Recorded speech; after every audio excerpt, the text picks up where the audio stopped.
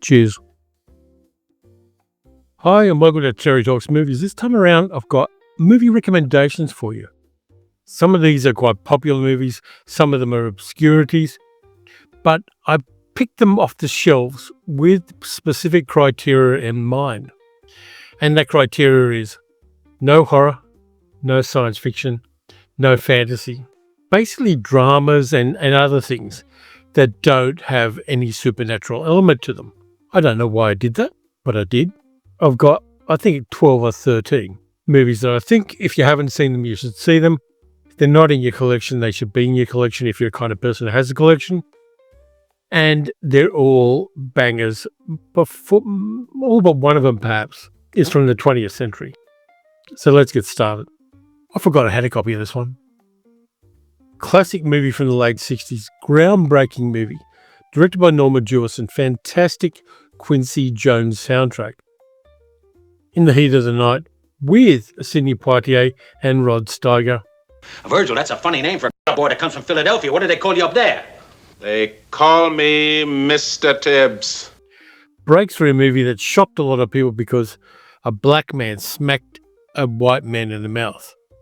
I'm surprised it didn't happen earlier, but this is the movie that pissed off a lot of people and surprised and shocked a lot of people in the 1960s for showing that.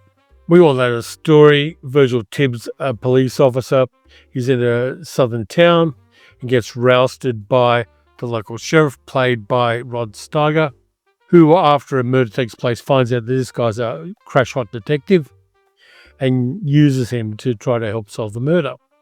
Great movie. I haven't watched it in a while, but I'm going to have to pick up the other Virgil Tibbs movies, The Organization, and They Call Me Mr. Tibbs. Going to have to find them somewhere. So that's the first selection I've got for you. A real banger of a movie, good crime movie as well.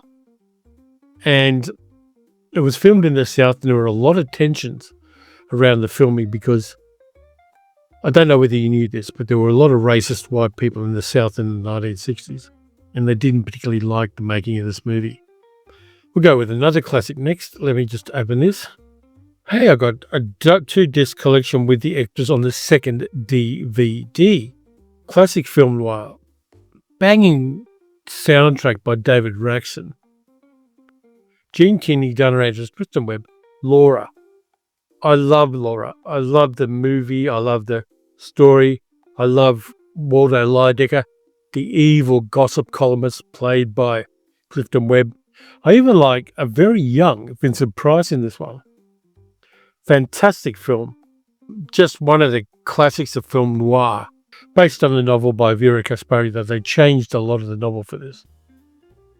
It's one of those movies you can watch every few years and just enjoy the fact that film noir exists and film noir is a cool thing. People who take baths wearing their underpants are not to be trusted. By the way, I'll put Amazon links to as many of these movies as I can in the description of this video. So if you want to buy them through that link, I'll get a little bit of a bump if you do that. I was wrong. There's one movie from the 21st century, and it is a movie based on a cartoon from the 1960s.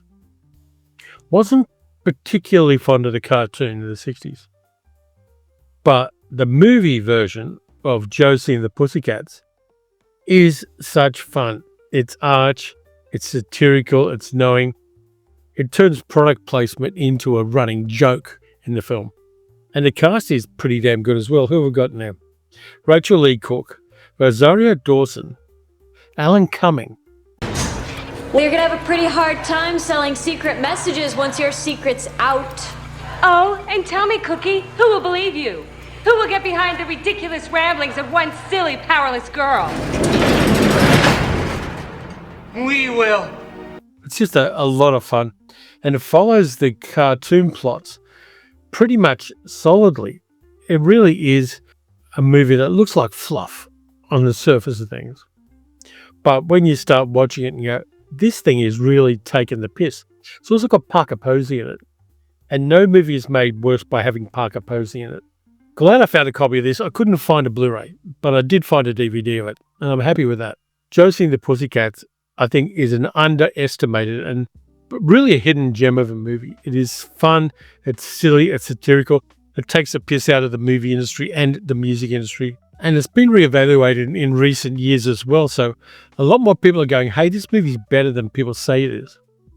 And I always like that kind of movie. I like movies that are underestimated. And then they're buried and forgotten. And then suddenly, years later, people dig them up and go, this movie's got a lot to say. It's a bit of fun. It's entertaining and satirical and witty. And there aren't enough movies like that. This one's one of the least known of Billy Wilder's movies. But it's bloody good. It's a movie Billy Wilder made after World War II. And they filmed it in Berlin after the war, when Berlin was basically torn to shit. And there were still a lot of problems there. Not the problems they did have, but new problems. It was during the time when the Americans were doing denazification, all that kind of thing. And it stars Jean Arthur, Marlene Dietrich, and John Lund.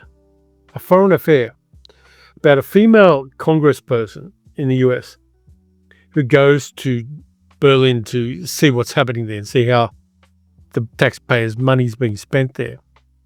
She has a romance with John Lund, playing an army liaison officer, who's also has a relationship with a cabaret singer, played by Marlene Dietrich, who has a very shady past. This one's got a booklet as well. There are the three protagonists. This is one of those movies that's pretty wise, and it doesn't follow the given knowledge of post-war America and its relations to the countries in Europe that it rightly conquered during World War II. It's incredibly informed by Billy Wilder's knowledge of pre-war Germany, particularly during the Weimar Republic, and he saw parallels with that era in post-war Germany, where the black market was very big and people were doing what they could to survive this incredible defeat that their country had because they'd followed the wrong leader. A Foreign Affair, I like it so much. I think it's an outlier in American films of the time in that it comes from a very European sensibility. And if you haven't seen this, you should really check it out. It sits before a lot of other Billy Wilder movies like Sunset Boulevard and things like that. This one was directed by Anthony Mann, and Anthony Mann died during the production. So the star of the film took it over. It stars Lawrence Harvey, Tom Courtenay, and Mia Farrow, a dandy in Aspic. About an English agent played by Lawrence Harvey, who has to try to help a very dedicated spy, played by Tom Courtenay, find out who the double agent is in the British Secret Service. Fantastic supporting cast: Harry Andrews, Peter Cook. This one is really dark. It's brightly filmed, but it's an incredibly dark 1960s spy movie about spies and treachery and the great game. And I think this is Lawrence Harvey's second best role after The Manchurian Candidate. In A Dandy in Aspic, which has a great title sequence of puppets, which is a good metaphor for spies. I used to have this one on VHS. I used to have it on DVD, but I upgraded to the Blu-ray. It really is one of those dark and gritty 1960s spy movies set in England, which is quite critical in a lot of ways of the way intelligence organizations work and the brutal nature of the Cold War. I like this one a lot. I can watch it every couple of years. And Tom Courtenay is so slimy and nasty in that film. A European crime drama, which is fantastic. It's got the best European crime movie cast that doesn't include Mario Adolphe, because Mario Adolphe would have lifted it even higher. It's got Alain Delon, Jean Gabon, Lina Ventura, the Sicilian Clan. It's about the mafia, and I'll read it from the back. When aging Sicilian monster Vittorio Malalese, played by Jean Gabon, springs a master thief and hitman Roger Sartet, Alain Delon, from prison. He's not doing it for himself. Malalese pulls off the prison break so that Sartet can help him pull off the most ambitious heist yet, hijacking a New York-bound plane transporting $50 million in jewels. That's all you need to know. Terrific crime movie, terrific caper movie, very dark and gritty. It's got one of the greatest unsung Ennio Morricone soundtracks as well. It's just a real great Euro crime movie. It's right at the end of Jean Gabon's career. Lino Ventura. Any crime movie that has Lino Ventura in it is worth watching. And Delon is very good in this as well. Check this one out. You're not going to regret it. And that Morricone soundtrack is chef's kiss good. Let's go for a change of pace. I'll do these in a different order than I was going to do. Nothing like a very classy adult film, is there? I'm not going to go into gory details on this one because Auntie YouTube doesn't like it when I do. Radley Metzger made classy 1960s and 1970s adult cinema. And apart from Camille 2000 and a few others he made, Score is a really interesting one. It's about two couples who meet and who liaise with each other. Time Out New York said this about it. It's somewhere between Who's Afraid of Virginia Woolf and Love American Style. Funny, it's very stylish and the people in it are beautiful. It's got bisexuality in it, not only by women, but by men as well. And there are some really interesting twists and turns on that. It plays like a French farce, but with more genitalia. I like this one. I really enjoy it. It's classy. And if you're going to watch an adult movie for more than 3 minutes, something a bit classy doesn't hurt. And Score's definitely that. This one's got a lot of special features, which is kind of cool. It's got an audio commentary with Radley Metzger, the director, and film historian Michael Bowen. Camille, the other two really good Radley Metzger movies are Camille 2000 and The Licorice Quartet. I've got all three of them on Blu-ray. And I think it's as valid to talk about movies that are explicitly adult as it is talking about movies that are explicitly violent or explicitly gory or explicitly funny. It's just as valid a part of human experience as any of those other things. But Score is a really interesting film to watch. I know it is on some streaming services. I think I've seen it on Tubi at one stage. Because I'm covering genres here that don't involve horror, science fiction or fantasy, you can argue this one does cover fantasy, but it doesn't cover it in a supernatural way.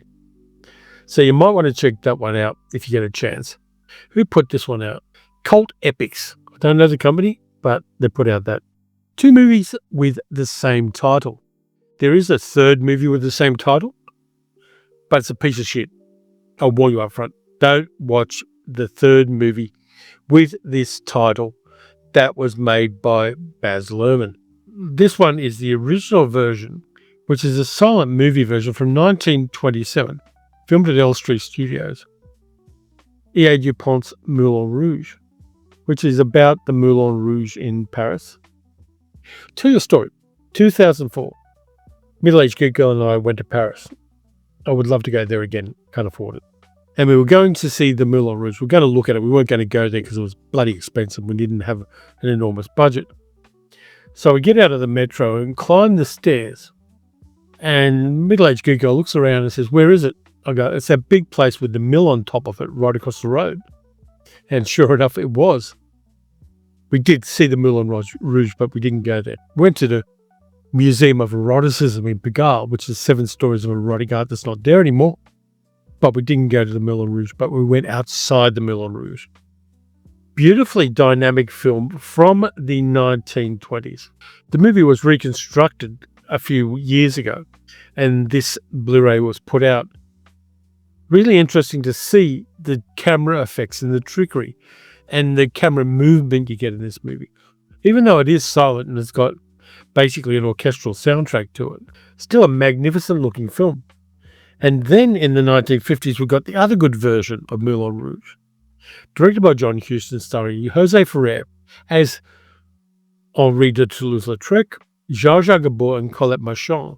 Moulin Rouge again. This version, in beautiful, sumptuous colour, is magnificent. It is like a Lautrec drawing come to life in so many ways. Jose Ferrer, a couple of years after he won the Academy Award for Cyrano de Bergerac, gives us a really interesting and quite tragic Henri de Toulouse-Lautrec in this. And there's a booklet as well. I mean, have a look at that photograph. That looks like a Lautrec painting. And it's just magnificently done. There's the discs. This is my favourite version of Moulin Rouge. I did see the Baz Luhrmann one, but it was facile and empty and obvious to me. Using modern songs in such an obvious way just did not hit for me. But this version is fantastic. This and French Can-Can would make a good double feature. Genre-wise French Can-Can. But this one is magnificent. I love it. It's sumptuously beautiful. The production design is magnificent. John Huston knows what he's doing directing a movie. And Jose Ferrer is an actor, I think.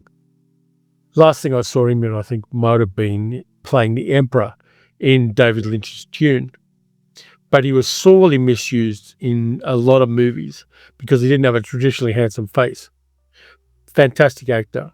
Did a whole bunch of really good films in the 50s. But the movie roles he was given and the television roles he was given in the later decades just weren't up to his talent. But this one, a real banger, you got to see it.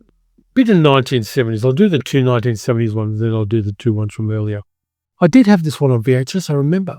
I got an ex-rental VHS of this one when video shops were selling off their VHS collections as DVD came in and before people realised video shops were going to die out. This one's a Kino Lorber, a 1970s kung fu movie starring Jim Kelly and somebody who you don't really think of as a kung fu movie guy, Joe Don Baker, the late Joe Don Baker. We say that because he died recently. Nobody says the late Charlie Chaplin. Golden Needles also stars Elizabeth Ashley, filmed in Hong Kong. The greatest thing is watching a big burly Joe Don Baker just punching the hell out of and running into the antagonist like he's a football linebacker. Really great film. There's the alternative artwork you might recognise more. Burgess Meredith's in here. Great Lalo Schifrin soundtrack, because if you're going to do an American movie with Kung Fu theme in the 1970s, you get Lalo Schifrin to do it because he did Enter the Dragon. Directed by the same guy who directed Enter the Dragon, come to think of it, Robert Klaus. Good lot of biff in this. Great action sequences. Joe Don Baker and Elizabeth Ashley have no sexual chemistry at all in their romantic relationship. But I don't care. I like this one. I think I saw it in the cinemas as well. But I definitely know I had a VHS copy of this. And I'm very happy to have a Blu-ray copy of it now, which is in much better resolution than my well-used VHS copy. If you're into 1970s Kung Fu movies, you got to give that one a go. Then we get one of the great crime movies of the 70s. Directed by Arthur Penn, Gene Hackman, Susan Clark, Night Moves, where Gene Hackman plays an ex-footballer turned private detective Harry Mosby, who gets involved with some very dodgy people, including James Woods, a very young Melanie Griffith. Very dark, almost neo-noir private eye movie. And Gene Hackman in this has such a self-loathing character as Harry Mosby. He really is his own worst enemy in so many ways. But it's one of those great roles that Hackman did in the 70s after he hit big with The French Connection and decided to make movies that he wanted to make. I mean, there are any number of them from the 1970s, like The Conversation with Francis Ford Coppola. And this one, hell of an ending too. If you're going to have a film noir, one of the implicit contracts you have with an audience is to have a really banger of an ending. And this one does. I'm not going to tell you what it is, but if you know, you do know. But Night Moves, I only picked this one up recently, but I'm incredibly glad I got a copy of it finally because I've been looking for it for years. You know how you got that list in your head? Or maybe you got it written down of movies you really like.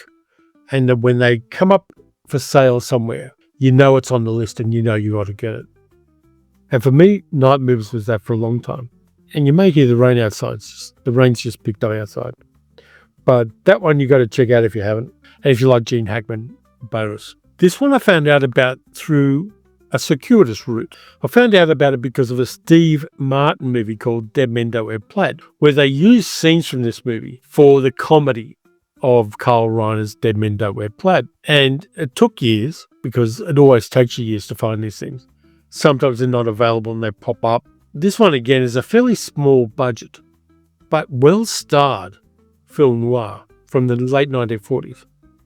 The Bribe, with Ava Gardner, Robert Taylor, Charles Lawton, John Hodiak, and Vincent Price. It's one of those film noirs set on a tropical island away from American influence, but there are things going on that are going to affect America. Charles Lawton in this is fantastic as a kind of go-between sleazy dealer who has problems with his feet and keeps complaining about the problems with his feet. And there's a really killer ending in the middle of a fireworks display, which is magnificent. Filmed in black and white, Robert Taylor was never a deep actor, so he's not really the focus of the movie. We tend to be more focused on people like Vincent Price and Ava Gardner because she was stunningly beautiful. Charles Lawton because he creates characters the way other people fart. Who directed this? Robert Z. Leonard. Not a great director, but a good studio director. But The Bribe is one of those films noir that you've got to see if you're a film noir completist and if you want to see the best. I think it's an underrated film noir. It has a killer ending, as film noirs should do. Last one I got for you is probably the shortest of these. It's a movie that takes place in real time. So 1 second on screen is 1 second in the movie, and 1 minute on screen is 1 minute in the movie. Directed by Robert Wise. He's not my favourite director in the world, but I think this is my favourite Robert Wise movie. From 1949, it stars Audrey Totter and Robert Ryan. The setup about a 35-year-old overaged boxer played by Robert Ryan who gets asked to throw a fight because the up-and-coming mafia boy they've got in the boxing ring is supposed to win. And they're gearing him up for better things. But he doesn't. He decides not to. And his wife's played by Audrey Totter. And the whole thing takes place in real time. It's not a long movie. I'm going to find out how long it is. I'm going to get my phone out because I think it's 70-something minutes. Let me check out. 72 minutes, which is 1 hour and 12 minutes. And it's all in real time. And I don't know if it's film noir. It feels a bit film noir, but it doesn't necessarily have all of the touch points of film noir. This is one of my Taiwanese DVD releases because there was a time when you couldn't get these in any other means. So on the back, we've got a lot of Chinese. It's such a good little film. Very tight. Fantastic black and white photography. The chiaroscuro of the black and white photography in this is fantastic. The audience to the boxing matches are horrible and greasy and sweaty people. But the core of it is the relationship between the boxer and his wife, played by Audrey Totter. And both Robert Ryan and Audrey Totter give this movie an emotional grounding that makes the events that occur hit so much harder than they would otherwise. Really a fantastic small film that I'm going to put on my coffee table to watch soon because I want to rewatch this one. And because it is 72 minutes, it's not going to take up much of my life to watch it. So that's what I got for you this time around. Movie recommendations that are not genre films in the traditional science fiction, fantasy, horror sense. But movies I think are going to be incredibly entertaining to you. If you watch any one of those films, you're going to have a good time for a couple of hours. Or in one case, 1 hour and 12 minutes. Solid films. If you've seen them before, it's probably time for a rewatch. If you haven't seen them before, you're lucky, because you get to experience them for the first time. Thank you very much for watching. If you enjoyed this video, please like, subscribe, hit the notification bell, leave a comment, tell me what you think of these films. Tell me what you think of the rain outside, because the rain and the wind are picking up big time. You can also support the channel by becoming a channel member or by becoming a patron at patreon.com/CherryTalksMovies. And every month you get my new Spotify playlist of weird, often movie-related music that I've found in that month. Next up, we've got the Wednesday video, and I'm not sure what I'm doing yet because I'm not a planner. But until then, watch some good movies, watch some bad movies. Watch a 1 hour and 12 minute classic and have a really great time with it. And I'll catch you next time.